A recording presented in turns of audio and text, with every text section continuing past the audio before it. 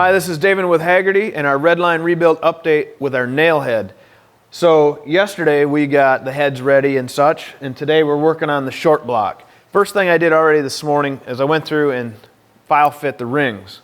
Now, as your temperature increases in your cylinder, you do not want this gap to be too tight to where as they heat up they hit, because when it hits it pinches the cylinder and of course the piston, and then you have big issues. Now, at the same token, what we found out is another good reason that we always check, just in case we get a wrong ring or a misbuilt ring in our pack. So we have one problem with our ring pack, but we're going to have that resolved hopefully by the end of the day with a replacement. Now we can take and install the rings onto our pistons today, and then we'll be able to get our short block a little further along as far as our pistons and rod assemblies. But first we need to get our camshaft in, and then the crankshaft, and of course you do not want to forget the oil plug galleries, because if you do, you will have no oil pressure. There's 3 on this front side and there's 3 on the back side, and the key on the back is to make sure you remember the one back here by the distributor that's inset. There is an external plug, but if you do not get the inside one at the end of this rail, you'll have no oil pressure again. Now, I've went through, the back ones are tapped from the factory from a pipe plug standpoint. I took and tapped these front ones as well. Now, there's going to be some people that'll be like, you can't do that. Well, yes you can. You just have to be careful where this cross hole is at. So if you can see it here, the cross hole is back in here a ways on this one. So a normal length plug will fit in here no problem and won't block off that cross hole. Now you can see here on this one and up here on this one, that hole is closer to the face. So you need to have a little bit shorter plug. So what I did is I took this over to the disc sander and basically turned a chamfer into it, effectively shortening up the plug without going through the end where it leaks because of this side. And now as I thread this in, it'll thread in fine. That tapered plug will lock in, but I'm not going to cover up that hole. So to verify that, you can take a pair of calipers, run it to the inside of the edge of that. For instance, on this one, it's right about there. So roughly a 1/4 inch in is where that cross hole's at. Now if you can compare that to my plug, even if I'm at flush, plenty of space on the plug not to cover up the hole. Okay? I know that maybe got a little deep in the weeds, but that's what we do. All right, so we've had a lot of people ask us, hey, what do you use on your bearings? What grease is that, or what lube is that? I've used a couple different styles, and what I've come down to is I really like this Redline engine assembly lube, and I can put it on with a brush. It stays where I put it. It does not run. I like this about the best. I have not found anything better yet. And of course, Schumacher Racing uses it, so why shouldn't we? Now, I was able to get to all the bearing surface with the acid brush, but I can't get the brush this way, so I'm just going to use my finger and drag some up. I want to make sure that the bearing is coated very well. Now, you're certainly going to wipe some of it off when you push the cam in. At least you have something on it. Centerville Auto supplied us this camshaft. This is the preferred specs that they use, and we'll post them in our write-up. It's not super aggressive, but with the design of the Nailhead heads, it doesn't need to be super aggressive because it can only take so much anyway. But this is going to be our first in a while flat tappet camshaft, so we will have to do the proper break-in procedure. I believe this camshaft is going to ask for 20 minutes, 2,000 to 2,500 RPM, kind of the standard setup, but I need to verify that with the cam manufacturer, and we will do it correctly. And we will also show you in time lapse of what that looks like. It'll be a lot of me standing around and the motor spinning. We'll put an analog clock in the back so you can see the hands turning. All right, so people always ask, how long does it take for your engine builds? Well, I'm going to tell you what, I'm at about 5 minutes putting this camshaft into the bearings, which obviously does not take 5 minutes. I could have been done and had a cup of coffee, but for the sake of the time lapse, you got to have it slow, otherwise it just disappears super quick, as you know, and you'd never see it actually go in. It would just be out and then gone. So again, now here I'm just going to lube up the rest of the cam, put the big gear on. I'm going to put a lot of lube on these, and then of course I'm going to lube the lifters, and we're going to have extra zinc. We're going to do all the right things as far as breaking this camshaft in appropriately, because the last thing I want to do is take this back out or have to tell anyone that the camshaft is no good because I didn't do what I was supposed to do. Okay, camshaft is in. Now, next step is to put this crankshaft in. To do that though, I need to measure all the bearing clearances and make sure everything is fine on the main side. So, process-wise, I'm going to take the brand new main bearings, place them into the saddles on the block. Then I'm going to take the caps, install them one at a time, torque them to the 95 foot-pounds with the stock bolts, take and measure that ID of the bearing, of course record that. Then I'm going to bring the crankshaft over and measure the OD of the mains and actually the rods while I'm there, and record that number. The difference between the crankshaft number and the main bearing number, that will be our oil clearance. We're looking for 2 thousandths and 2.5 on the rear. So at that point, I'll pull the main caps back off, put main studs in because the aftermarket has main stud kit available opposed to bolts. We'll place the rear main seal in the block half and into the main cap half, and at that point we can add some assembly lube to the bearings. Of course, lube up the crankshaft very well on the main bearing side, set that crankshaft into the pocket, and then at that point install each one of the main bearings in. Every time I torque a main bearing, I will rotate the crankshaft to make sure I have no binding created by that bearing. After that, everything will be torqued in and the crankshaft will be installed.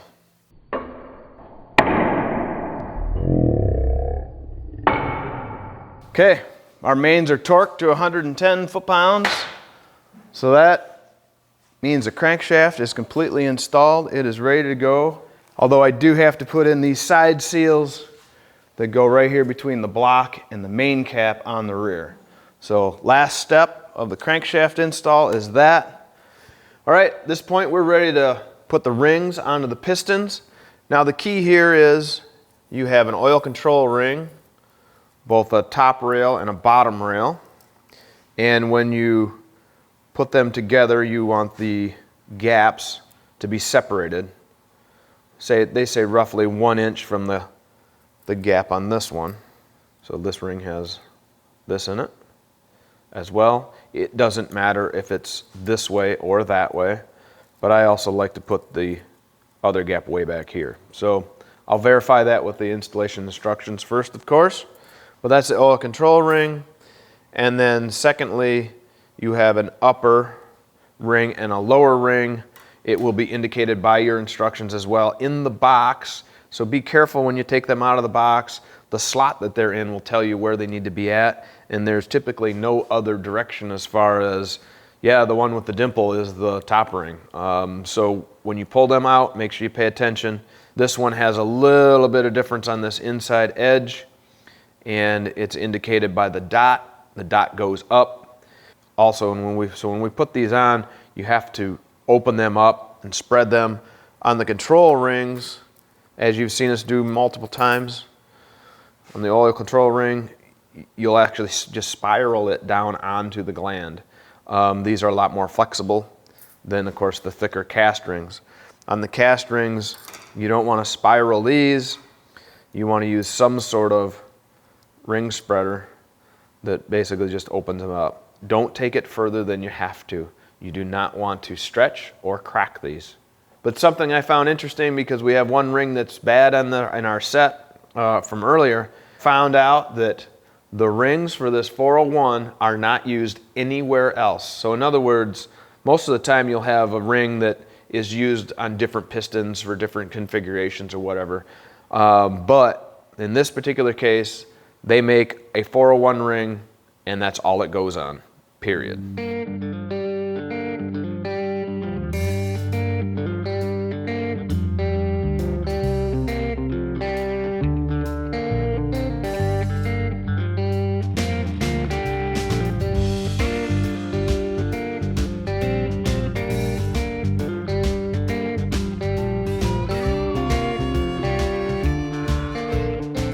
Okay, so before I can go ahead and put these pistons onto the crankshaft, I need to check the bearing ID and understand what the clearance is, oil clearance. So just like you did in the crankshaft, measure the crankshaft on the rod journal this time, and then measure the ID of the bearing as it's installed into the rod. Basically, you have to take the rod apart, put the bearing in, torque the nuts to their 50 foot-pounds of torque, and then you can use the comparator gauge that is zeroed out relative to the mics, place it in between within the bearing, and measure our clearance. And we are looking for 2 thousandths clearance on all rods as well.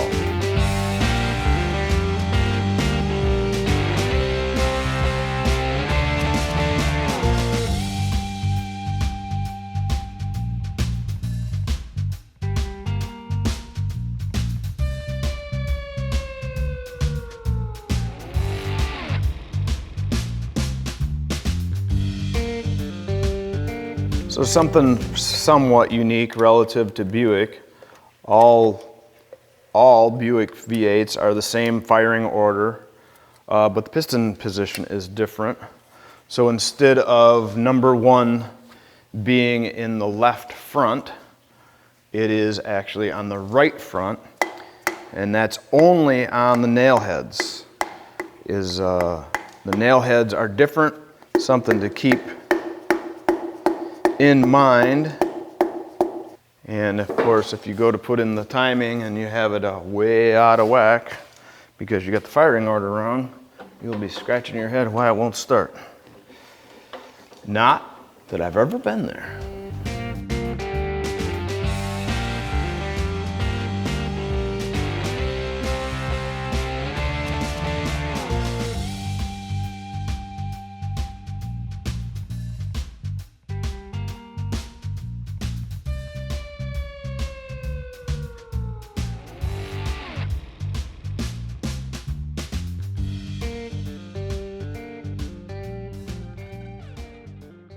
Cam has been degreed, so we are at a point where we can start buttoning this up, and it'll really start to come together fast, and it needs to. So oil pump is next, but what I've already caught here this morning, and I kind of had a heads up that this could be a problem, but the first thing I'm going to have to do is take this stud back out.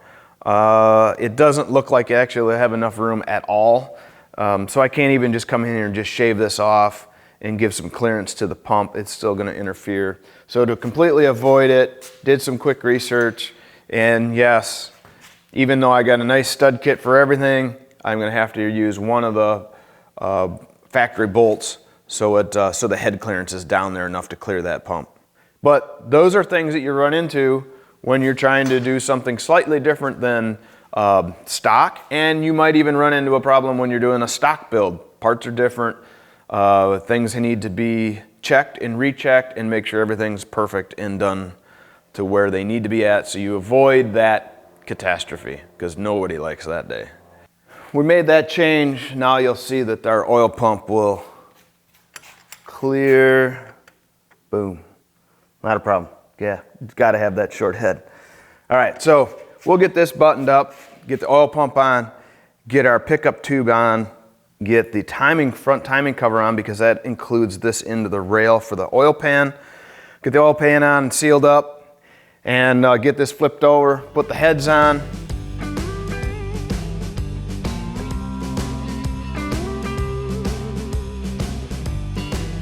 Don't forget, when you're torquing your cylinder heads down, make sure you check that torque sequence. It is important. This one's definitely different than I've found before. Usually you do this circular fashion around the cylinder head. This one's a little bit different. Cylinder head torque on this is said to be 65 to 80, which seems like quite the range of torque, but.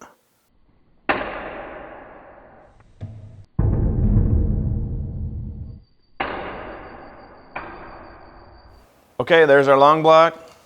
We need to wrap up the valve train, lifters, push rods, and shaft rockers.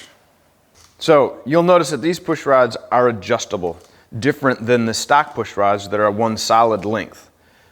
The shaft rocker assembly is not adjustable, meaning that the rocker arms themselves have no adjustment as far as taking up a lash. So similar to what we used in the Hemi, you use an adjustable push rod that basically changes length to adjust for that lash.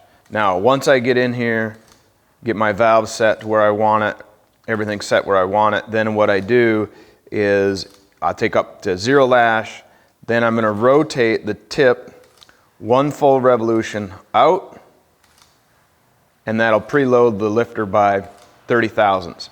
Note that I put a yellow paint dot on here so I know where the flat was that I was using as my reference for 1 full revolution.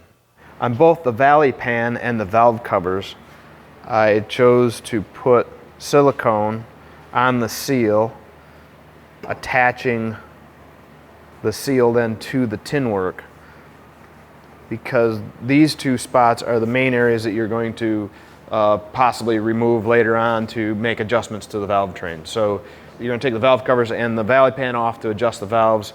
So then I make sure I put the seal on such that it can be removed and not destroyed. Got a little tech tip for you. So if you ever run into the possibility where you have one of those double-ended studs that the OE like to use a lot, well, you can't buy them typically. What I've had luck in the past with is taking 2 stainless bolts and fusing the heads together with a TIG welder. Now, granted, this is going to be just slightly taller, so you may get in a little bit of an issue there, but most of the time you don't.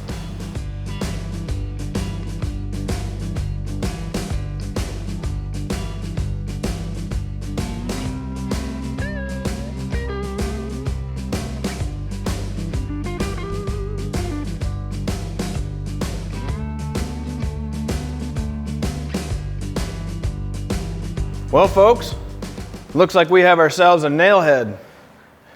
All right, we're finally getting to the exciting part here, if you will. We are very close. A couple wires to run. This MSD hookup is slick. It is what they refer to as a 1 wire. It's technically 3 wires, but you're already going to connect 2 to the coil. Otherwise, well, it wouldn't work.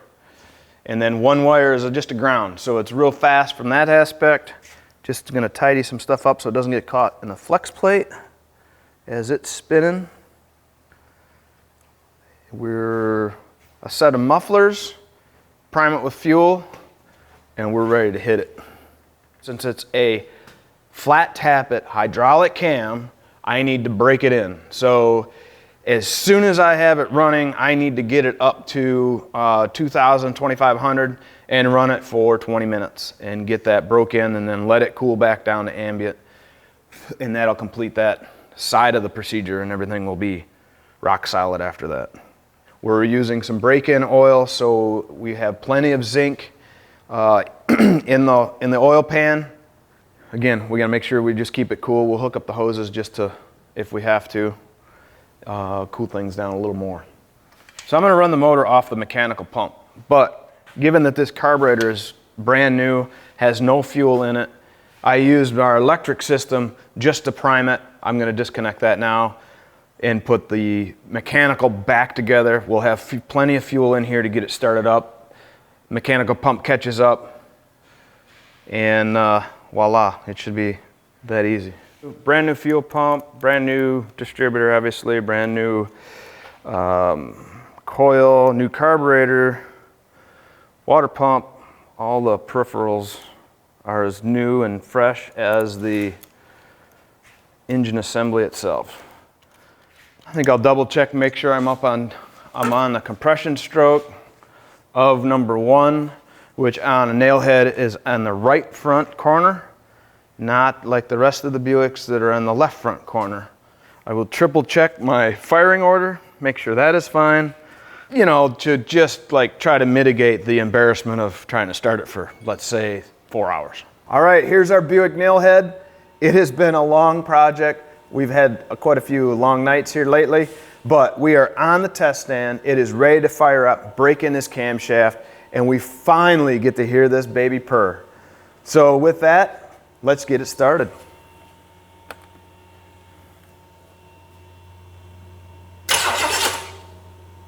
You thought I was going to start it. I gotcha. You have to watch the Redline rebuild time lapse to hear this puppy purr. See ya.